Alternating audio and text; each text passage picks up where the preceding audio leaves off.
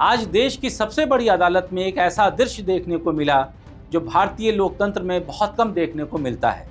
एक मौजूदा मुख्यमंत्री खुद सुप्रीम कोर्ट पहुंची, न सिर्फ अपने वकीलों के भरोसे बल्कि स्वयं खड़े होकर अपनी बात रखने के लिए।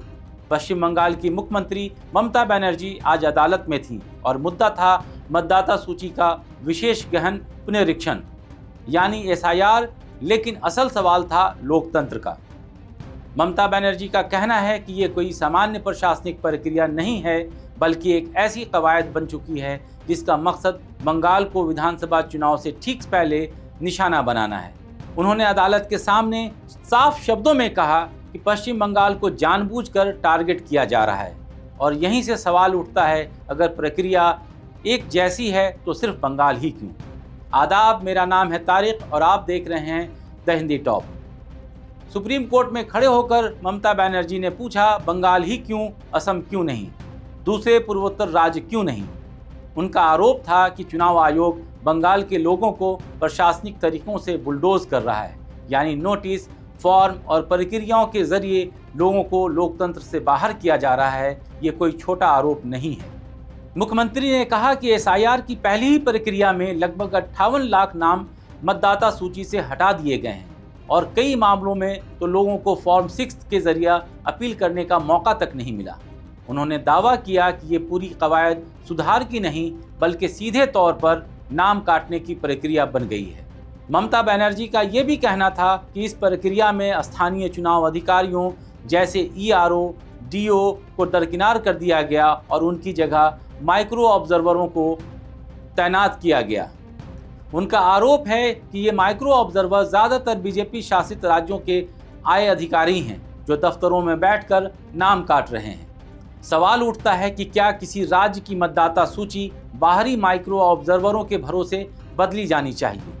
आज की सुनवाई में एक शब्द बार बार सामने आया, लॉजिकल डिस्क्रिपेंसी, यानी नाम में मामूली अंतर, उम्र का फर्क या माता पिता के नाम की वर्तनी में बदलाव। ममता बनर्जी ने कहा कि इन्हीं कथित तार्किक विसंगतियों के नाम पर लाखों असली मतदाताओं के नाम काट दिए गए हैं। उन्होंने उदाहरण दिया कि अगर कोई बेटी शादी के बाद पति का सरनेम लगा ले तो उसे मिसमैच बताया गया। अगर कोई मजदूर काम के लिए कुछ समय के लिए बाहर चला गया तो उसे संदिग्ध मान लिया गया।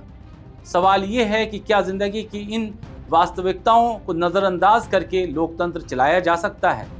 लाइव लॉ की रिपोर्ट के मुताबिक ममता बनर्जी ने समय को लेकर भी सवाल उठाया। उन्होंने पूछा कि 24 साल बाद अचानक इतनी जल्दबाजी क्यों। जो काम 2 साल में हो सकता था उसे 4 महीने में क्यों पूरा किया जा रहा है, और वो भी तब जब कटाई का मौसम है, पूजा का समय है और लोग घरों से बाहर हैं।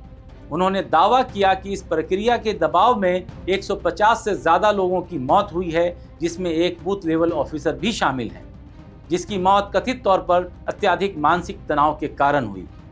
मुख्यमंत्री ने अदालत में ये भी कहा कि उन्होंने चुनाव आयोग को 6 पत्र लिखे लेकिन किसी का जवाब नहीं मिला, और यहीं उन्होंने वह वाक्य कहा जो शायद आज की सुनवाई का सबसे भावनात्मक पल था। जब न्याय बंद दरवाजों के पीछे रो रहा हो तो लगता है कि न्याय कहीं नहीं मिल रहा।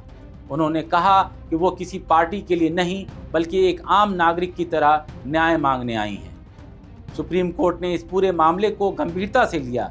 Chief justice of India Suryakant Tripathi ने कहा कि genuine person must remain on the electoral roll. उन्होंने माना कि माइग्रेशन, भाषा, स्थानीय बोलियों और अनुवाद की समस्याओं के कारण गलतियां हो सकती हैं, लेकिन किसी भी निर्दोष मतदाता को बाहर नहीं किया जा सकता। अदालत ने चुनाव आयोग और पश्चिम बंगाल के मुख्य निर्वाचन अधिकारी को नोटिस जारी किया है और उनसे जवाब मांगा है। चुनाव आयोग की ओर से ये भी दलील दी गई कि राज्य सरकार ने पर्याप्त ग्रेड 2 अधिकारी उपलब्ध नहीं कराए, इसलिए माइक्रो ऑब्जर्वर नियुक्त करने पड़े। ममता बनर्जी ने इस आरोप को सिरे से खारिज करते हुए कहा कि राज्य से जितनी मदद मांगी गई उतनी दी गई, यानी दोनों पक्ष एक दूसरे पर जिम्मेदारी डाल रहे हैं। लेकिन असल सवाल ये नहीं कि गलती किसकी है, असल सवाल ये है कि इस प्रक्रिया की कीमत कौन चुका रहा है। आज सुप्रीम कोर्ट में एक मुख्यमंत्री खड़ी थीं और बार बार कह रही थीं सेफ डेमोक्रेसी।